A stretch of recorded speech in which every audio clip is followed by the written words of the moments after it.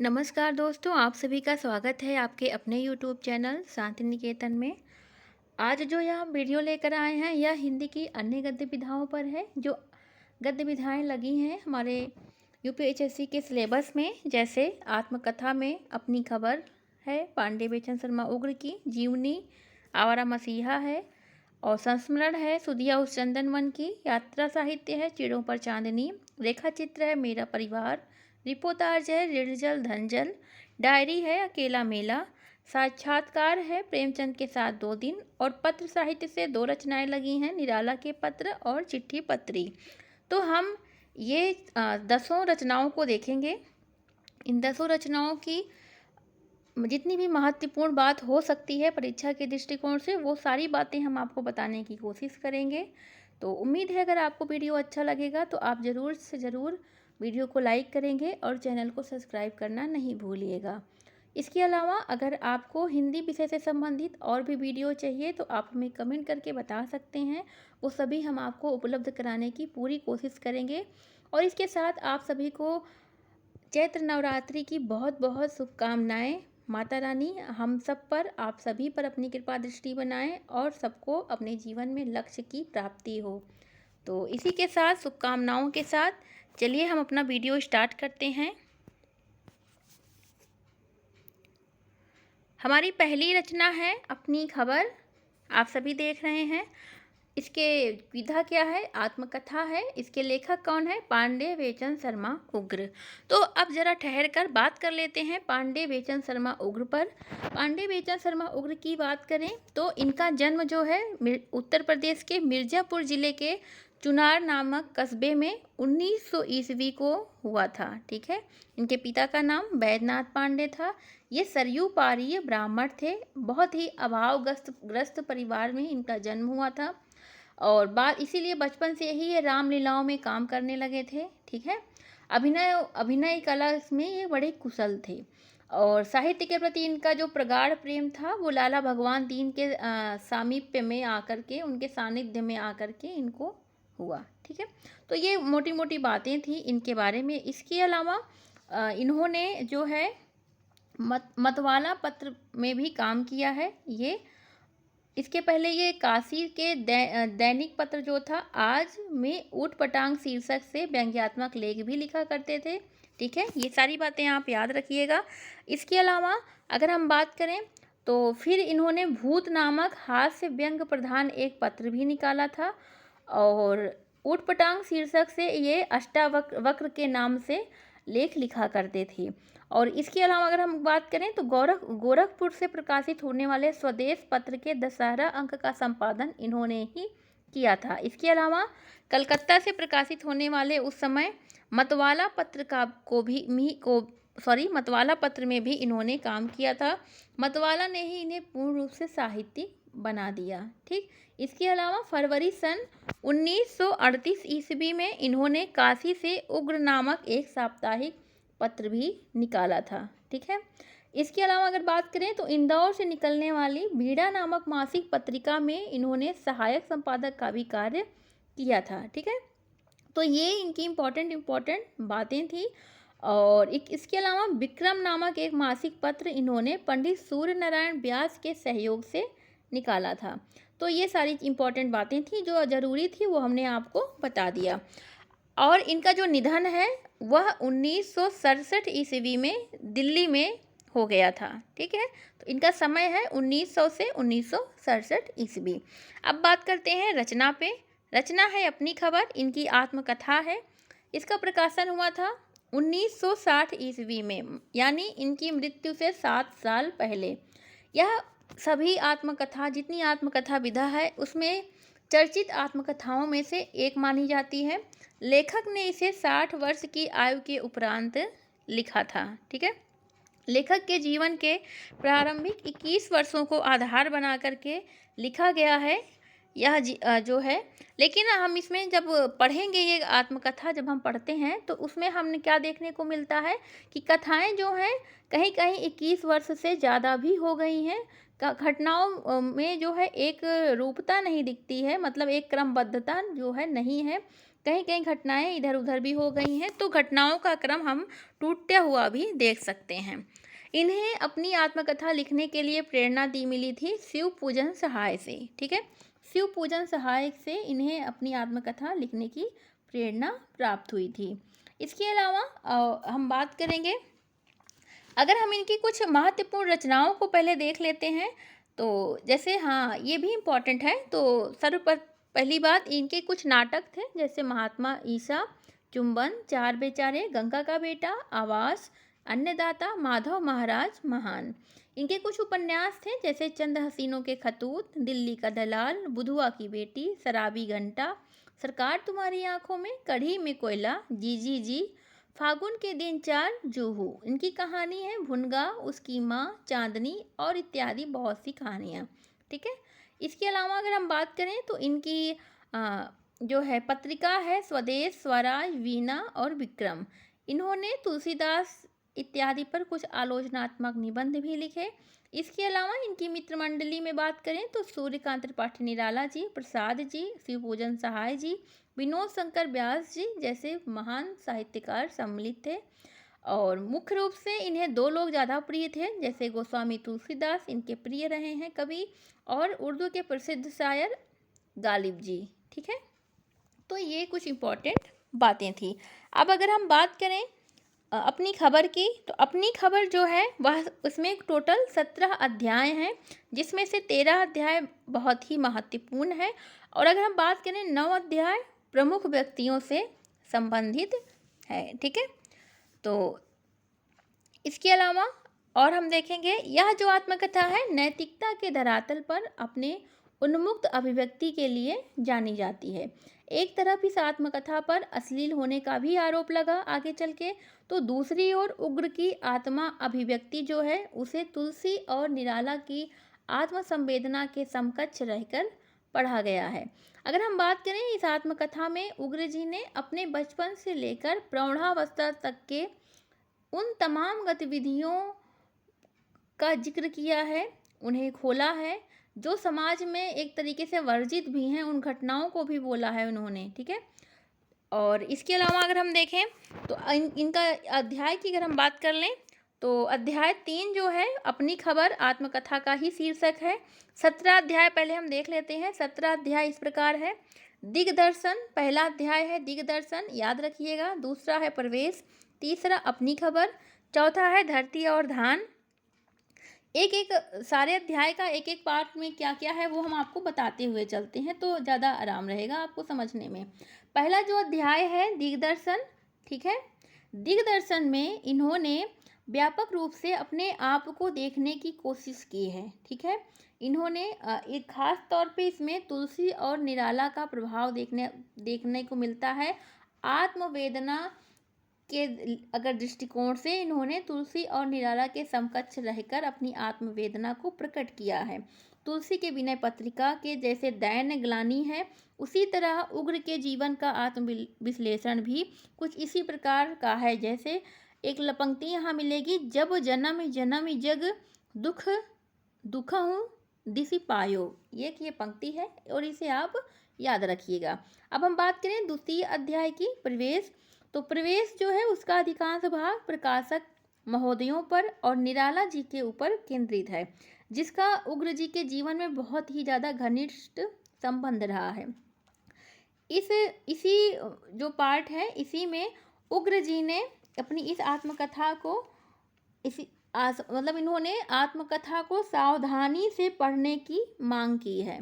इन्होंने सावधानी से पढ़ने की मांग की है। ये कहते हैं कि इन संस्मरणों को पढ़ने पर किसी को ऐसा लगे कि मैंने निंदा या बुराई किसी की है, तो मानना होगा कि मुझे ठीक तरह से लिखना आया नहीं। दूसरा तर्क यह है कि मुझे ठीक तरह से लिखना आया नहीं। दूसरा तर्क यह है कि आईने में अपना मुख देखकर कोई यह कहे कि दर्पण तो उसका निंदक है, दुष्ट दोष दर्शक तो ठीक है। तो मतलब इन्होंने ये कहा है कि अगर मैंने गलती से कुछ ऐसा बोल दिया हो कि जो कि लोगों को अच्छा ना लग रहा हो, तो इसमें अब हो सकता है कि मैंने ही ठीक से लिखा ना हो। तो ये इन्होंने ये बात कही है। इसी के साथ इन्होंने आत्मकथा लिखने से क्या खतरा हो सकता है यह भी बताया है, और साथ ही साथ इन्होंने यह भी बताया कि आत्मकथा जो है उसको उसका उद्देश्य क्या होना चाहिए, आत्मकथा लिखने का क्या उद्देश्य होना चाहिए, इन्होंने यह बात भी बताई है। ठीक है, आगे देखेंगे हम। आगे तीसरे अध्याय की बात करें, अपनी खबर। अपनी खबर इनके आत्मकथा का शीर्षक भी है, पूछ सकता है। तो याद रखिएगा, तीसरा अध्याय इनके आत्मकथा के शीर्षक से जुड़ा है, और इसमें लेखक ने अपनी खबर ली भी है और अपनी खबर दी भी है। प्रारंभिक अंश में अगर हम देखें इसके दो पार्ट में, तो पहले पार्ट में इसके क्या है कि इनका जन्म, पारिवारिक स्थिति, इनका बेचन नामकरण का जो इतिहास है, पूरा सनातन ब्राह्मण धर्म के पाखंड अंधविश्वास पे पूरा केंद्रित है इनका पहला पार्ट इस अध्याय का। इसके बाद का जो पार्ट है वो पारिवारिक सामाजिक व्याभिचार जैसे वेश्या, जुआ इत्यादि का इन्होंने यथार्थ चित्रण किया है। ठीक है, तो ये सारी चीज़ें हमें यहाँ पे देखने को मिलती है। अगर हम चौथे पार्ट की बात करें तो धरती और धान। धरती और धान में इन्होंने अपने पिता बैजनाथ पांडे और माता जयकली के संस्मरण पर आधारित है। इनके पिता की क्षय रोग के कारण असमय ही मृत्यु हो जाती है। माता जो है वो झगड़ालू प्रवृत्ति की हैं, लेकिन परिश्रमी हैं, गुणी हैं। उनका वही स्वरूप इन्होंने दिखाने का प्रयास किया है। धर्म और परिवार दोनों ही उस समय टूट रहा था। किस प्रकार टूट रहा था वो सारी चीज़ें इन्होंने दिखाने की कोशिश की हुई है। ठीक है, आगे अगर हम देखें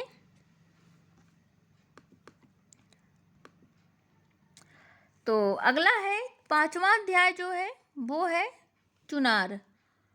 चुनार की बात करें तो चुनार जन्मभूमि जो है इनका, उसकी प्राकृतिक शोभा, उसके पौराणिक ऐतिहासिक महत्व पर केंद्रित है। ठीक है, इसके अलावा इन्होंने जो है बीच बीच में उग्र जी ने अपने पारिवारिक चित्र भी इसमें प्रस्तुत किए हैं। प्राचीन जीवन काल के पश्चात उग्र जी का साहित्यिक और सामाजिक जीवन प्रारंभ होता है। ठीक है, अब आगे हम देखें अगर तो अगला है नागा भगवत दास। ठीक है, नागा भगवत दास अध्याय के केंद्र में 1910 ईस्वी के आसपास की घटनाएं हैं। गोरे अंग्रेज उस समय कैसे ग्रामीण पुरुषों स्त्रियों पर मनमाना अत्याचार कर रहे थे वो सारी चीज़ें इन्होंने दिखाया है। इसी अध्याय में इन्होंने जो है यह भी दिखाया है कि पश्चिमी पाकिस्तान के रामलीला मंडली के साथ लेखक ने अपने अनुभवों को भी साझा किया है। अगला जो है महंत राम मनोहर दास अध्याय के केंद्र में इन्होंने 1911 से लेके 12 तक की घटनाएं केंद्रित हैं। अयोध्या की रामलीला मंडली का भी दृश्य है, और उस मंडली में कैसे अनैतिकता, व्यभिचार के दृश्य थे, उन सारी चीज़ों को इन्होंने दिखाने की कोशिश की है। इसी के साथ ही उग्र जी का पहला जो एक तरफा प्रेम था अभिरामा श्यामा से, वह भी यहाँ हमें देखने को मिलता है। ठीक है, आगे देखेंगे भानु प्रताप तिवारी। अगला अध्याय है भानु प्रताप तिवारी एवं बच्चा सिंह। ये दोनों जो है इन दोनों व्यक्तियों पर ही आधारित है। बच्चा सिंह एक आपराधिक प्रवृत्ति के थे, लेकिन ये देवी जी बहुत पूजा पाठ करना, धार्मिक चीज़ों से जुड़ा रहना, जैसे इनका कुछ अलग सा व्यवहार था, तो इस वजह से इन बच्चा सिंह महाराज ने इनको प्रभावित किया। इनके जीवन पर उनका बहुत गहरा प्रभाव पड़ा, और भानु प्रताप तिवारी पर भी इनके ऊपर प्रभाव पड़ा था। ठीक है, इसके अलावा अगर हम बात करें तो अगला है पंडित जगन्नाथ पांडे। ठीक है, पंडित जगन्नाथ पांडे जो है इसमें इनके चाचा के द्वारा इनको गोद लिया जाता है, इनकी पढ़ाई शुरू होती है, ये सारी चीज़ें दिखाया गया है। अगला इनके गुरु हैं लाला भगवान दीन, इनके गुरु बनते हैं, कि शिक्षा देते हैं, ये सारी चीज़ें हमें देखने को मिलती है। ठीक है, ये सारे फिर धीरे धीरे चीज़ें अध्याय जुड़ा हुआ है। तो ये आप देख लीजिएगा, ये सारा कलकत्ता, इसमें जो है दो ऐसा अध्याय है जो स्थान से जुड़ा हुआ है। पहला इनका 5वां अध्याय चुनार, और इनका 15वां अध्याय बनारस और कलकत्ता। ये आप याद रखिएगा, ठीक है। इसके अलावा अगर हम बात करें तो इसमें 9 अध्याय अलग अलग व्यक्तियों पर केंद्रित है, हमने आपको बता ही दिया है, ठीक है। तो इस जो आत्मकथा थी, इसमें फ़िलहाल इतना ही इम्पोर्टेंट है जितना हमें लगा कि हमें बताना चाहिए। हमने वो सारी चीज़ें आपको बताने की पूरी कोशिश की है। तो चलिए अब हम अपनी अगली रचना देखते हैं। अगली रचना जो है हमारी वो है आवारा मसीहा, ठीक है। आवारा मसीहा ये हमारी जीवनी है। ये विधा का क्या है? जीवनी है ये हमारी। और अगर हम इसके बारे में बात करें, इसके पहले हम बात करेंगे विष्णु प्रभाकर की। इसके लेखक कौन है? विष्णु प्रभाकर। पहले हम विष्णु प्रभाकर की बात करते हैं। विष्णु प्रभाकर का जो समय है, इनका जो जन्म हुआ वो 21 जून 1912 ईस्वी में हुआ, और इनकी मृत्यु 11 अप्रैल 2009 को हुई। यह जो है, इन्होंने कई कथाएं, उपन्यास, नाटक इत्यादि लिखा था। इन्हें 1993 ईस्वी में साहित्य अकादमी पुरस्कार मिला। 1995 में इन्हें महापंडित राहुल सांकृत्यायन पुरस्कार मिला, और 2004 में इन्हें भारत सरकार के द्वारा पद्म भूषण से सम्मानित किया गया, ठीक है। इसके अलावा बात करें तो 1931 ईस्वी में हिंदी मिलाप में उनकी पहली कहानी दिवाली के प्रकाशन से इनका साहित्यिक जीवन शुरू होता है।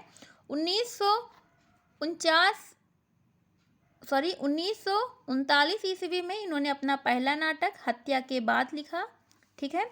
इसके अलावा अगर हम बात करें, विष्णु प्रभाकर की मृत्यु 96 वर्ष की आयु में दिल्ली में हो जाती है 11 अप्रैल 2009 को, ठीक है।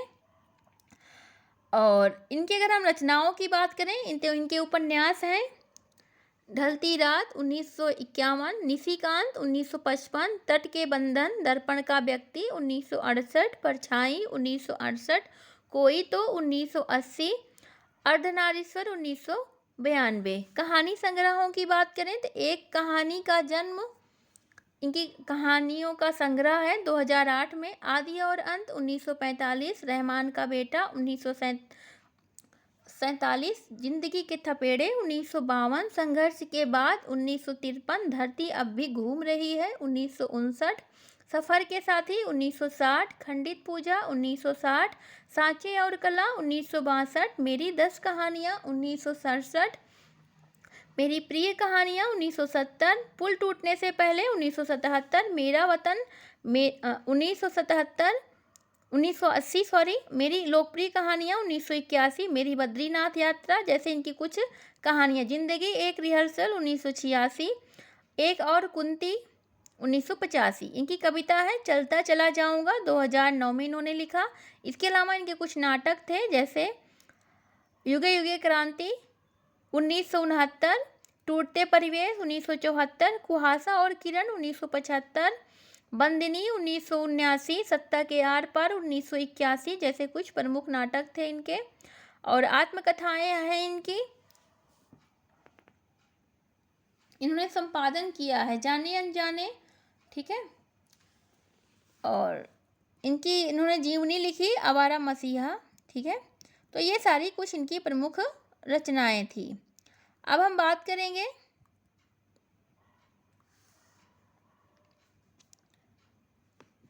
आगे, हम बात करते हैं अपनी इस रचना आवारा मसीहा के बारे में। तो इसका जो प्रकाशन है मार्च 1974 ईस्वी में हुआ, और यह जो जीवनी है बंगाल के सुप्रसिद्ध उपन्यासकार शरद चंद्र चट्टोपाध्याय जी के ऊपर लिखा हुआ है, ठीक है। आगे अगर हम बात करें तो यह जो पूरा जीवनी है, इस जीवनी में शरद चंद्र चट्टोपाध्याय की बात करें तो इनकी गणना भारत के ऐसे उपन्यासकारों में की जाती है जो सच्चे अर्थ में देश भर में सबसे ज़्यादा लोकप्रिय थे। इनकी सभी रचनाओं का अनुवाद भारत में सभी भाषाओं में किया गया है, ठीक है। ये बंगला के बहुत ही प्रसिद्ध जो है उपन्यासकार थे, लेखक थे। और अगर हम बात करें शरत चंद्र चट्टोपाध्याय जी की। तो इन्हीं के जीवन पर पूरा यह आवारा मसीहा लिखा गया है।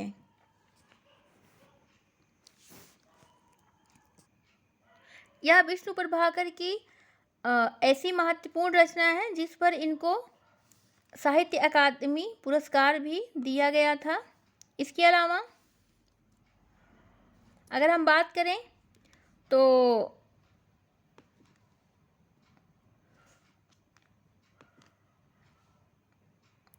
यह जो रचना है 3 पर्वों में विभाजित है, ठीक है। दिशाहारा, दिशा की खोज और दिशांत, ठीक। तो अगर हम बात करें 3 पर्वों में विभाजित है और ये लगभग 430 पृष्ठों में लिखा गया है। दिशाहारा जो है इसमें 18 उपशीर्षकों में यह विभाजित है और ये जो दिशाहारा है इसमें लेखक के बचपन से लेकर के यौवन तक की घटना कही गई है। यानी ये रंगून जाते हैं, रंगून जाने से पहले की जितनी घटनाएं हैं, इनके जन्म से लेकर के रंगून जाने से पहले तक की घटना का उल्लेख इस पर्व में किया गया है। दूसरा है दिशा की खोज। दिशा की खोज में भी 18 उपशीर्षक हैं और यह इनके रंगून में जो जब ये चले जाते हैं रंगून, वहाँ के जीवन का वर्णन किया गया है, ठीक है। रंगून के जीवन का वर्णन किया गया है। एक तरीके से नौकरी की खोज यानी दिशा की खोज, अपने लक्ष्य की खोज इसमें हम देख सकते हैं, ठीक है। अगला शीर्षक है दिशांत। इसमें 30 उपशीर्षक हैं, ये आप याद रखिएगा। पहले में 18, दूसरे में 18 और तीसरे में 30 उपशीर्षक हैं, जिसमें रंगून से जब ये अपने स्वदेश लौटते हैं तो वहाँ की घटना कही गई है, ठीक है। वो घटनाएं कही गई हैं। तो आगे अगर हम देखें इसके पात्रों की, तो इसमें पात्र हैं कुछ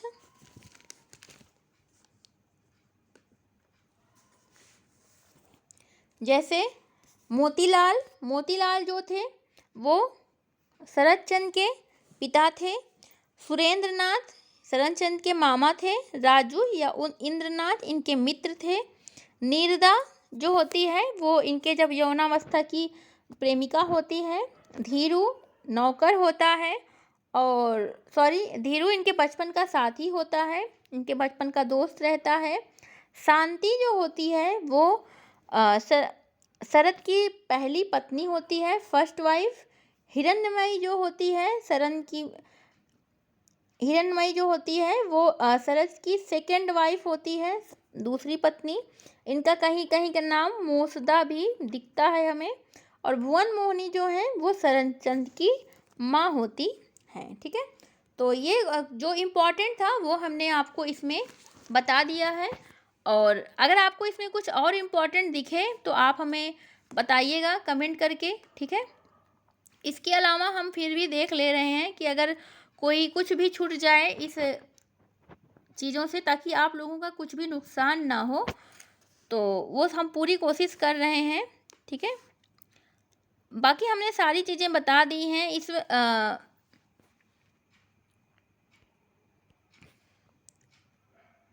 इम्पोर्टेंट बात और है कि किसने कहा विष्णु प्रभाकर से, तो उन्होंने यह जो है जीवनी लिखी थी शरत चंद्र के ऊपर।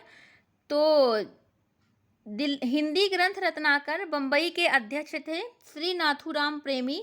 नाथूराम प्रेमी जो थे उन्होंने ही आग्रह किया, तब जाकर के इस रचना का जो है वो निर्माण हो पाया। क्योंकि शरत चंद्र का जो जीवन चरित्र है वो बहुत जटिल था। उनके जीवन पर लिखना कोई हंसी खेल की बात नहीं थी। एक तो अपवादों की कमी नहीं थी, फिर इन अपवादों की सृष्टि करने में शरत चंद्र का भी हाथ कम नहीं था।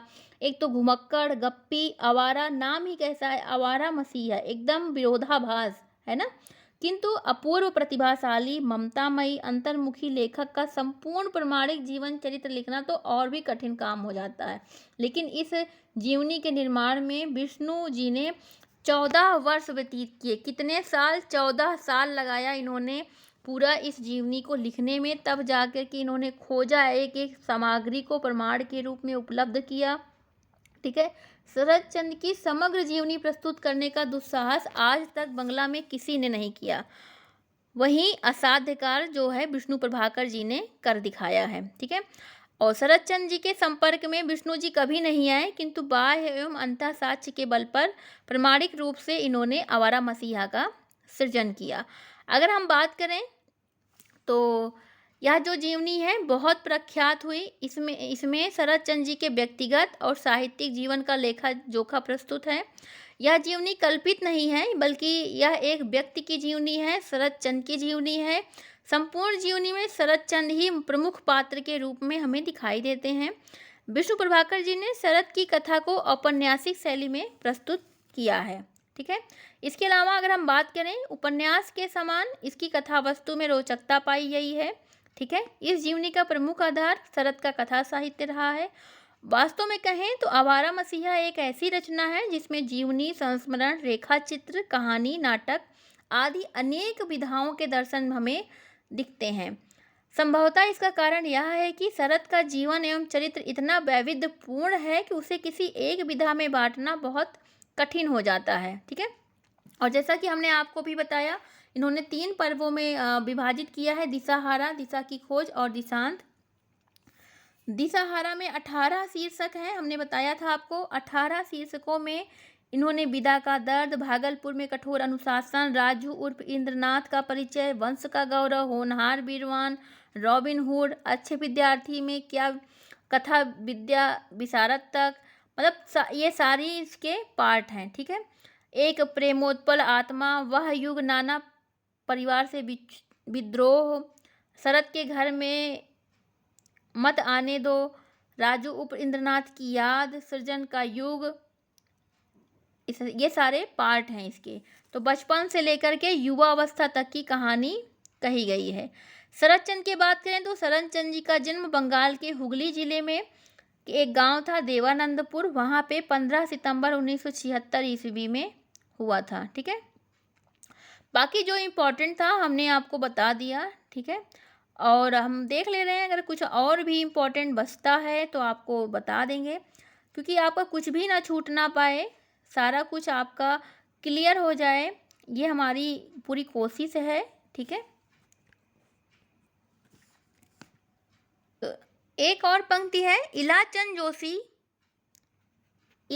जोशी ने कहा है कि शरद जैसे लेखक की आत्मा को कोरे कागज पर सजीव रूप में उतारने में सफलता प्राप्त कर सकना कोई मजाक नहीं है, विशेष करके उस लेखक की आत्मा को जिसने सारा जीवन अपने जीवन के रहस्यों को छिपाने में ही बिता दिया। ये एक इम्पॉर्टेंट पंक्ति है, आप इन्हें याद रखिएगा।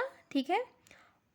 तो फिलहाल चलिए हम अब अपनी अगली रचना देखते हैं। एक और इलाचंद जोशी की कथन है कि विष्णु जी द्वारा लिखी गई यह जीवनी एक प्रतिज्ञाबद्ध सत्यान्वेषी की पूर्व निष्ठा, अनुपम आस्था और बेजोड़ इच्छा शक्ति का काम है। केवल वही व्यक्ति ऐसी सफल, गुणसंपन्न और निर्दोष जीवनी लिख सकता था जिसने शरद साहित्य को सच्चे प्रेम द्वारा शरद की अंतरात्मा को उसके मूलगत और यथार्थ रूप में पकड़ लिया हो। ठीक है। और ये काम कर दिखाया विष्णु जी ने। ठीक है। उनकी अपनी इस लगातार अविरत साधना से शरद चंद्र को उन्होंने खोज निकाला, एक तरीके से हम कह सकते हैं। निष्पक्ष रूप से उन्होंने शरद चंद्र जी के गुण और दोषों का यथार्थ चित्रण किया है अपनी इस रचना में। उनके जहाँ गुणों को बताया, उनके दोषों को भी बताया है। उनकी सहृदयता हमें देखने को मिलती है। ठीक है। इसके अलावा अगर हम बात करें तो इसकी जो कथा वस्तु है बहुत ही सुसंगठित है। ठीक है। तो ये सारी चीज़ें थी। चलिए अगली रचना है हमारी सुधिया उस चंदन वन की। यह जो विधा है यह संस्मरण है। लेखक हैं विष्णुकांत शास्त्री, एक प्रसिद्ध लेखक और संस्मरण लेखक हैं। ये विभिन्न क्षेत्र इन्होंने जो है, इनकी बहुत सी रचनाएं हैं जो विभिन्न पहलुओं पर प्रकाश डालती हैं और लोगों को प्रेरणा देती हैं। आप हमें कमेंट करके बताइएगा कि इनका जन्म समय काल क्या है। ठीक है। फिलहाल हम रचना की बात करेंगे क्योंकि वीडियो बहुत लंबा ना हो जाए और आप सबके पास समय कम है। सुधिया उस चंदन के वन की, इसका प्रकाशन 1992 ईस्वी में हुआ था। यह जो पंक्ति है, सुधिया उस चंदन सॉरी सुधिया उस चंदन वन की, यह जो पंक्ति है यह गिरजा कुमार माथुर की कविता की पंक्ति है। ये आप याद रखिएगा, गिरजा कुमार माथुर की पंक्ति है। और यह संस्मरण किसका है? तो विष्णुकांत शास्त्री का। ठीक है, यह संस्मरण जो है लेखक के जीवन में विभिन्न व्यक्तियों और स्थानों से जुड़ी स्मृतियों को प्रस्तुत करता है जो उनके जीवन को प्रभावित करते हैं। ठीक है, इसके अलावा यह संस्मरण आचार्य हजारी प्रसाद द्विवेदी और अज्ञेय जी को समर्पित है। इसके अलावा यह संस्मरण शैली में लिखा है संस्मरण है और जहां लेखक ने अपने अनुभवों को सहज और स्वाभाविक रूप से व्यक्त किया है। साथ ही यह संस्मरण जीवन में सकारात्मक अनुभवों और उनसे मिली प्रेरणा के बारे में है जो लेखक को कृतज्ञता और खुशी का अनुभव कराते हैं। ठीक है, इस जो शीर्षक है सुधिया उस चंदन वन की, इसमें विभिन्न स्थानों और लोगों से जुड़ी स्मृतियां का दर्शन है जो उनके जीवन को सुगंधित और समृद्ध करते हैं। वही इन्होंने यह जो चंदन का वन है, सुधिया उस चंदन के वन की, तो चंदन का वन का मतलब इनकी स्मृतियों की जो सुगंध है, जो ऐसे लोग हैं, जो ऐसी जगह है जो इनके जीवन को आज भी सुगंधित करती रहती है, तो उसी को इन्होंने आधार बना करके लिखा है। यह जो है संस्मरण 12 अध्यायों में विभक्त है। 12 अध्याय इस प्रकार हैं, आप इन्हें याद रखिएगा। श्रद्धा और विवेक की ज्योतिवाही स्वामी अखंडानंद सरस्वती पर आधारित है। खंड खंड फिर भी अखंड स्वामी अखंडानंद सरस्वती। दीप बुझ गया शिखा अमर है, यह इनकी कविता की पंक्ति भी है और यह महादेवी वर्मा पर आधारित है। आलोक हुआ अपनापन अज्ञेय पर। फूल की पहचान सरस सुवास केवल हजारी प्रसाद द्विवेदी पे। पास रहते हुए भी दूर मेरे पिता पंडित गांधी नरोत्तम शास्त्री का। वाग भी विद्वता की साकार मूर्ति देवेंद्र नाथ शर्मा पर। रणनीति की वरीयता नामवर सिंह। भारतीय साहित्य के प्रज्ञा पुरुष उमाशंकर जोशी और विधायक की यातना। ठीक है, इसके अलावा भागवत भूमि उत्तर यात्रा। इसके अलावा पीढ़ियों से बिछुड़े हुए भाइयों के बीच चंद रोज। ठीक है, ये इसके पार्ट हैं, इनके पार्टों को आप याद रखिएगा। स्क्रीनशॉट चाहे तो आप ले सकते हैं। ठीक है, चलिए इसमें जो इम्पोर्टेंट था वो हमने आपको बता दिया है। ठीक है, अब हमारी अगली रचना है चीड़ों पर चांदनी। चीड़ों पर चांदनी रचना की बात करेंगे। यह यात्रा वृत्तांत है, यात्रा साहित्य है और लेखक है निर्मल वर्मा। निर्मल वर्मा का समय आप हमें कमेंट करके बताइएगा। साथ ही अगर हम चीड़ों की चांदनी के प्रकाशन काल की बात करें तो 1964 ईस्वी में यह प्रकाशित हुई। अगर हम बात करें निर्मल वर्मा की रची गई यह जो चीड़ों पर चांदनी है, यह इनके यात्रा संस्मरणों का संकलन है जिसमें इन्होंने अपनी यूरोप यात्रा के दौरान प्राग, बर्लिन, कोपेनहेगन, आइसलैंड जैसे स्थानों की यात्रा की थी और इन्होंने कुछ अपने जो संस्मरण थे उनके संकलन को इन्होंने यात्रा साहित्य के नाम से प्रकाशित किया। इसके अलावा इसमें जो चीड़ों की बात की गई है, चीड़ों की चांदनी, यह शिमला के चीड़ों पर चांदनी की बात इन्होंने करते हैं, जबकि यात्रा जो है यात्रा वृत्तांत है यूरोप की यात्रा से संबंधित है, लेकिन जिस चांदनी की ये बात कर रहे हैं, जिन चीड़ों पे चांदनी की बात कर रहे हैं, वो चीड़ और चांदनी है शिमला की। ठीक है, ये आप याद रखिएगा। इसके अलावा लेखक ने ईमानदारी के साथ अपने अनुभव और प्रतिक्रियाएं इस यात्रा वृत्तांत में दिया है। ठीक है, इसके अलावा अगर हम बात करें तो इन्होंने जो है इस पुस्तक के हम एक तरीके से देखें तो 3 भाग हैं। 3 भाग हैं इस पुस्तक के, जिसमें पहला भाग है उत्तर रोशनियों की ओर।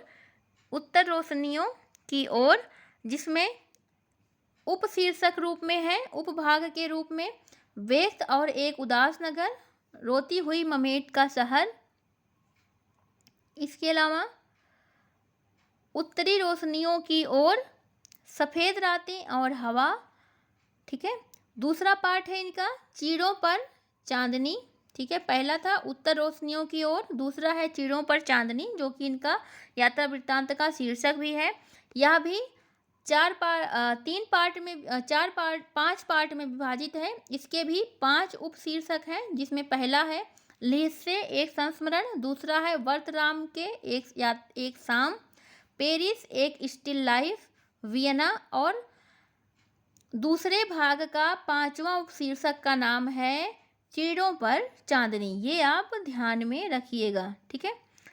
इसमें ये एक तरीके से इनके निबंध हैं, आप ये समझिए। ये जो है लीत से एक संस्मरण, वर्त राम के वियना, पेरिस, ये सारे इनके निबंध हैं, ठीक है, जिसका इन्होंने संकलन संस्मरण साहित्य के अंतर्गत किया है और बाद में सारा जोड़ करके इन्होंने यात्रा वृत्तांत लिखा है, ठीक है।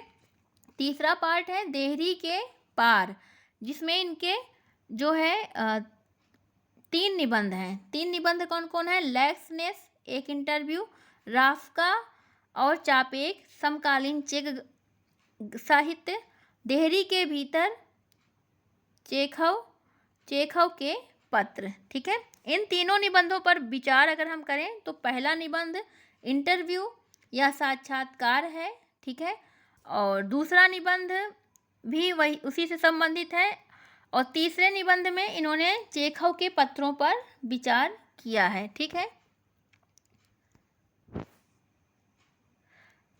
तो इस तरीके से हम देख रहे हैं। बाकी अगर इसमें जो इम्पोर्टेंट बात है, इस ग्रंथ की भूमिका में निर्मल वर्मा ने क्या कहा है वो आप देख लीजिए। निर्मल वर्मा अपने इस ग्रंथ चिड़ों पर चांदनी की भूमिका में कहते हैं, अरसे बाद अपने इन स्मृति खंडों को दोबारा पढ़ते समय मुझे एक अजीब सा सूनापन अनुभव होता है, कुछ वैसा ही रीता अनुभव जब हम किसी जिंदा फड़फड़ाते पक्षी को क्षण भर पकड़कर छोड़ देते हैं। उसकी देह हमसे अलग हो जाती है, लेकिन देर तक हथेलियों पर उसकी धड़कन महसूस होती रहती है।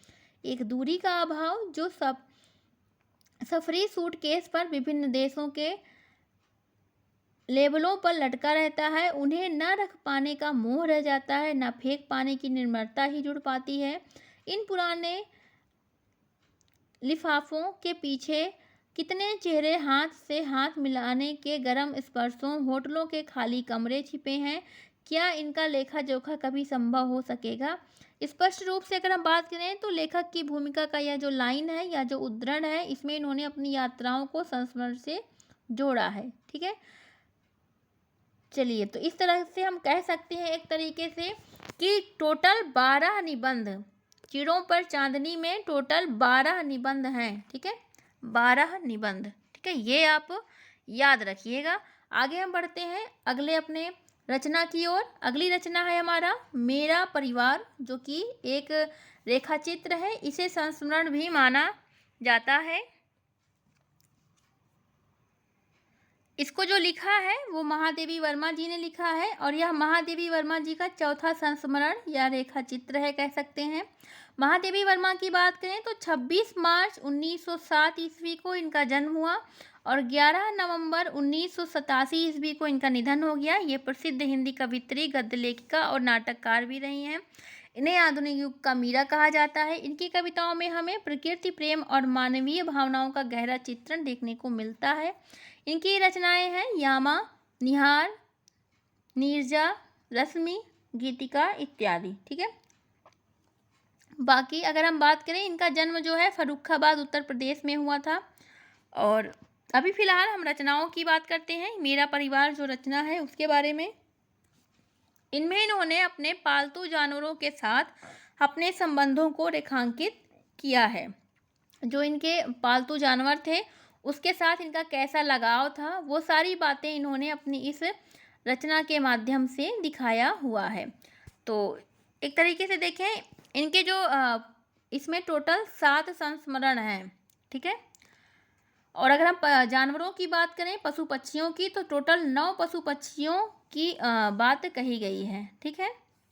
एक तरीके से हम कहें तो इसमें मानवेतर प्राणियों की कथा को आधार बनाया गया। मानवेतर प्राणियों के साथ करुणा, प्रेम, आत्मीयता से भरा हुआ यह संस्मरण पाठकों को अचंभित भी करता है, साहस भी प्रदान करता है। इस संस्मरण में, इस रेखाचित्र में वर्मा जी ने जीव जंतुओं एवं पशु पक्षियों के इतने सुंदर पलों को उभारा है कि उनसे पाठक शुरू से अंत तक एक जुड़ाव सा, एक लगाव सा महसूस करता है। इसमें उन सारे जो जीव जंतु और पशु पक्षियों की यादों को उभारा, जो इनके जीवन में एक गति प्रदान किया। उन जानवरों ने, उन पशु पक्षियों ने इनके जीवन के साथी बने रहे, तो उनमें कौन कौन थे अगर हम बात करें तो नीलकंठ मोर था, उसका नाम था नीलकंठ। एक मोर था जिसका नाम नीलकंठ था। एक गिलहरी थी जिसका नाम गिल्लू था। एक हिरणी थी जिसका नाम सोना था। एक खरगोश था जिसका नाम दुर्मुख था। एक गाय थी जिसका नाम गौरा था। कुत्ता है नीलू नाम का। नेवला है निक्की नाम का। कुतिया रोजी थी। इसके अलावा एक घोड़ी थी जिसका नाम रानी था। इसके सारे संस्मरण, इसमें टोटल 7 संस्मरण हैं, लेकिन सातों का अपना अलग अलग महत्व है। सबकी अपनी अपनी अलग विशेषता है। ठीक है। डॉक्टर चित्रा जी ने इस बारे में कहा है इनके कि इस प्रकार सब पशु पक्षियों की संख्या, रंग, विशेष लक्षण आदि, नाम आदि लिखे गए। उस समय ज्ञात नहीं था कि भविष्य में ऐसे संस्मरण की परंपरा अटूट हो जाएगी, परंतु बालकपन की इसी गद्यात्मक अभिव्यक्ति की बाजू पर मेरे सारे संस्मरण अनुकुरित, पल्लवित और पुष्पित हुए हैं। ठीक है। तो ये कुछ बातें थी मेरा परिवार से संबंधित, और हमें जो जितना इम्पोर्टेंट लगा वो हमने आपको बताया। खास तौर पे आप इसके सन को याद रखिए कि कौन सी विधा है, ये याद रखिए। ठीक है। बाकी हमने आपको बता ही दिया। आगे देखेंगे, अगला है हमारा ऋण जल धन जल। अगली रचना है ऋण जल और धन जल। यह जो रचना है यह रिपोतार्च विधा की है और इसको लिखा है ऋण जल धन जल को फणीश्वर नाथ रेणु ने। ठीक है। फणीश्वर नाथ रेणु की बात करें तो इनका समय है, फणीश्वर नाथ रेणु की यह रचना है, इनका समय है 4 मार्च 1921 ईस्वी में इनका जन्म हुआ और 11 अप्रैल 1977 ईस्वी में इनका निधन हो गया। इनका पहला उपन्यास मैला आंचल, जिसे बहुत ज़्यादा ख्याति मिली और आगे चलकर इन्हें पद्मश्री पुरस्कार से भी सम्मानित किया गया। इनका जन्म बिहार के अररिया जिले के फारबिसगंज में के औराही हिगना गांव में हुआ था। ठीक है। इसके अलावा अगर हम बात करें तो इनकी प्रमुख रचनाओं की, तो मैला आंचल 1954 में, परती परिकथा 1957, जुलूस, दीर्घतपा, कितने चौराहे, कलंक मुक्ति, पलटू बाबू रोड। ठीक है। कथा संग्रह है ठुमरी, एक आदिम रात्रि की महक, अग्निखोर, एक श्रावणी दोपहर की धूप, अच्छे आदमी। रिपोतार्ज है इनका ऋण जल धन जल, नेपाली क्रांति कथा, वन तुलसी की गंध, श्रुत अश्रुत पूर्वे, कुछ कहानियां हैं, मारे गए गुलफाम, तीसरी कसम, एक आदिम रात्रि की महक, लाल पान की बेगम, पंचलाइट, तबे एकला चलो रे, ठेस, सम्मदिया। ठीक है। ये कुछ इनकी रचनाएं थी, इन्हें पद्मश्री से सम्मानित किया गया। अब हम बात करेंगे इनकी रचना ऋण जल और धन जल से। तो यह एक संस्मरणात्मक रिपोतार्ज है। ठीक है। और इसका जो प्रकाशन हुआ था 1975 ईस्वी को दिनमान पत्रिका में हुआ, अज्ञे जी के संपादकत्व में। ऋण जल और धन जल की बात करें तो ऋण जल का अर्थ होता है जल की कमी अर्थात सूखा। धन जल का अर्थ होता है जल की अधिकता अर्थात बाढ़। इसमें जो है बाढ़ और सूखे दोनों की स्थितियों का वर्णन किया गया है। ऋण जल के माध्यम से दक्षिण बिहार में सन 1966 ईस्वी में पड़े हुए सूखे और अकाल के बारे में, तथा धन जल के माध्यम से 1975 ईस्वी में बिहार के पटना में आई हुई भयंकर बाढ़ का चित्रण किया गया है। 1966 ईस्वी में बिहार में भयानक सूखा पड़ा था, जिसके कारण सूखी धरती पर मनुष्यों के और जीव जंतुओं के कंकाल ही कंकाल दिखाई दे रहे थे। ठीक है। इसी तरह जो 1975 में बाढ़ आई थी, प्रलयकारी बाढ़ आई थी, पटना की सड़कों और घरों पर जलमग्न करके लाखों लोगों का जीवन संकट में डाल दिया था। मानव जीवन हाहाकार करने लगा था और इसी संवेदनशील परिस्थितियों को देख करके लेखक का हृदय रिपोतार्ज लिखने को विवश हो उठता है। ठीक है। तो इसी तरह उसी का उल्लेख इन्होंने किया है अपने इस रिपोतार्ज में। इन्होंने उस सूखे का पूरा उल्लेख किया है कि जब वो सूखा पड़ा था तो कैसी परिस्थितियां हो गई थी। इसके अलावा इन्होंने उस बाढ़ का उल्लेख किया है, जब वो बाढ़ आई थी तब कैसी परिस्थितियां हो गई थी। यही उल्लेख हमें इनकी इस रचना में दिखाई देता है। ठीक है। बहुत ही भयंकर दृश्य इन्होंने अपनी इन रचना में दिखाई है दोनों ही चीज़ों का। ठीक है, भयानक सूखे का एक दर्दनाक बहुत स्थिति हमें देखने को मिलती है। तो चलिए, इसमें जो इम्पोर्टेंट था वो हमने आपको बता दिया। अगली हमारी रचना है अकेला मेला। अकेला मेला जो है वो डायरी है, इसकी विधा डायरी है। इसके लेखक हैं रमेश चंद्र शाह। अगर हम बात करें इसके प्रकाशन की, तो इसका प्रकाशन 1909 ईस्वी में हुआ था और इसमें जयशंकर प्रसाद, अज्ञेय, Yeats, T.S.. Elliot, मलयज, Nirmal Verma, Vipin Kumar Agarwal, Sarveshwar Dayal Saxena, विजय देव नारायण शाही इत्यादि लेखकों का जिक्र किया गया है। और इसमें 1980 ईस्वी से लेकर के 1986 ईस्वी तक के समय का वर्णन है, तब की इंट्रीज को यहाँ पे की गई है। ठीक है, इस डायरी में। अगला रचना है हमारी, फटाफट देख ले रहे हैं, वीडियो ज़्यादा लंबा ना हो, क्योंकि जो इम्पोर्टेंट है बस उसी को देखेंगे। अगली रचना है प्रेमचंद के साथ 2 दिन। ठीक है, यह जो है एक इंटरव्यू है, भेंट वार्ता, साक्षात्कार, हम कुछ भी कह सकते हैं। लेखक हैं बनारसी दास चतुर्वेदी। ठीक है, और इसका प्रकाशन हुआ था जनवरी 1932 ईस्वी में विशाल भारत नामक पत्रिका में। यह जो है बनारसी दास चतुर्वेदी का दूसरा इंटरव्यू है।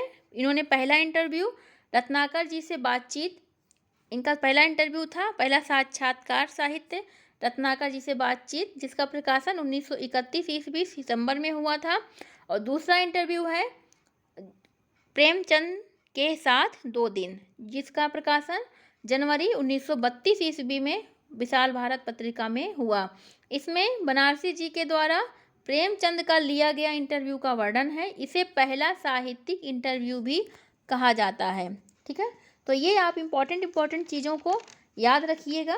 ठीक है, चलिए, इसमें बस इतना ही इम्पोर्टेंट है। आगे हम बढ़ेंगे अगले प्रश्न की ओर। निराला के पत्र। अब ये है हमारे पत्र साहित्य। 2 पत्र साहित्य हैं, एक निराला के पत्र और एक चिट्ठी पत्री। निराला के पत्र जो है वो पत्र साहित्य विधा का है। इसके जो लेखक हैं वो जानकी वल्लभ शास्त्री हैं। इसका प्रकाशन 1971 ईस्वी में हुआ। पहला संस्करण 1971 ईस्वी राजकमल प्रकाशन से हुआ था। लेखक जो है जानकी वल्लभ शास्त्री, ये संस्कृत भाषा के मूलतः लेखक थे। ये पहले संस्कृत भाषा में लिखा करते थे। संस्कृत कविताओं का संकलन इन्होंने काकली नाम से 1930 ईस्वी में इनकी रचना प्रकाशित हुई थी। और लेकिन बाद में निराला जी की प्रेरणा से ये हिंदी भाषा में आ गए और हिंदी भाषा में रचनाएं करने लगे। निराला जी के ने इनकी जो काकली थी, संस्कृत कविताओं का संकलन थी जो काकली, उसे पढ़ करके इन्होंने जानकी वल्लभ शास्त्री को प्रिय बाल पिक संबोधित करके पुकारा था, पत्र लिखा था, प्रिय बाल पिक। ठीक है, ये आप याद रखिएगा। इसके अलावा हमें इस जो पत्र साहित्य है, इसमें हमें एक जगह पे ये पंक्ति देखने को मिलती है, आप इसे ध्यान में रखिएगा। अपनी फजली की उस करुण कातर दृष्टि को, ये जब निराला जी पहली बार जानकी वल्लभ शास्त्री से मिले थे तो उस समय तो इन्होंने ये चीज़ें संबोधित किया था अपने पत्र के माध्यम से। तो यहाँ पे हमने उस पंक्ति को रख दिया है। इसके अलावा अगर हम बात करें तो इसमें कुल पत्रों की संख्या 109 है। पहला पत्र का समय है और दूसरे पत्र का समय ये है, आप इसको ध्यान में रखिएगा। चलिए अगली कृति की तरफ चलते हैं। अंतिम हमारी रचना है चिट्ठी पत्री। यह भी पत्र साहित्य है और लेखक हैं अमृत राय। अमृत राय जो हैं आप सभी जानते हैं प्रेमचंद जी के छोटे पुत्र थे, ये है ना, ये छोटे बेटे थे। और 3 सितंबर 1921 को वाराणसी में इनका जन्म हुआ था। और कहानीकार थे, उपन्यासकार थे, जीवनीकार भी थे, अनुवादक भी थे। और कलम का सिपाही के लिए इनको साहित्यिक अकादमी पुरस्कार भी मिला था। और इनकी मृत्यु, अमृत राय की मृत्यु को देखें तो 14 अगस्त 1996 ईस्वी को हुआ। जन्म 3 सितंबर 1921 को और मृत्यु 14 अगस्त 1996 ईस्वी को हुआ था। ठीक है, इसके अलावा अमृत राय के बारे में बात करें तो इन्होंने प्रेमचंद जी के पत्रों का संकलन किया है अपनी इस चिट्ठी पत्री में। तो यह एक तरीके से 2 खंडों में विभाजित है। इसका पहले सन देख लीजिए, प्रकाशन वर्ष है 1962।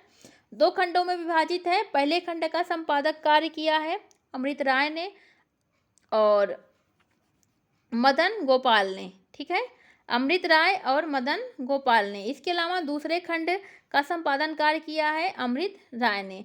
अगर इसके हम पहले खंड की बात करें तो इसमें टोटल 221 पत्र हैं और इसमें प्रेमचंद जी के दया नारायण निगम के साथ पत्रों का संकलन किया गया है।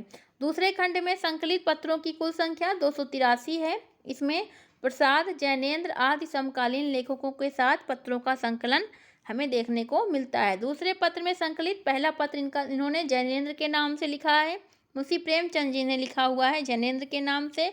दूसरा पत्र बनारसी दास चतुर्वेदी के नाम से लिखा है प्रेमचंद जी ने, और इनका अंतरिम पत्र हरिहर नाथ जी के नाम से लिखा गया है। बात करें तो दूसरे खंड में टोटल 46 लोगों के नाम इन्होंने पत्रों को लिखा है। तो मूलतः पूरी चिट्ठी पत्री 2 भागों में विभाजित है, हमने आपको बता दिया। पहले पत्र में 281 और दूसरे पत्र में 283 पत्र संकलित हैं। ठीक है, पहला पत्र में दया नारायण निगम के साथ पत्रों का संकलन है और दूसरे में प्रसाद, जैनेन्द्र और अन्य समकालीन लेखकों के साथ में। ठीक है, तो यह था संपूर्ण आपका अन्य गद्य साहित्य, जिसमें हमने आत्मकथा, जीवनी, संस्मरण, यात्रा साहित्य, रेखाचित्र, रिपोर्टाज, डायरी, साक्षात्कार और पत्र साहित्य से जुड़ी जो रचनाएं लगी थी वो हमने आपको कराया। उम्मीद है आपको वीडियो अच्छा लगा होगा, और अगर आपको अच्छा लगा तो प्लीज़ अपनी प्रतिक्रिया अवश्य दीजिएगा और वीडियो लाइक कर लीजिएगा। चैनल को सब्सक्राइब करना नहीं भूलिएगा। बहुत जल्द हाजिर होंगे आपके साथ एक और नया वीडियो लेकर, नए टॉपिक के साथ। आप कमेंट करके हमें बताइए आपको अगला वीडियो किस टॉपिक पर चाहिए, वही टॉपिक हम लेकर के आएंगे।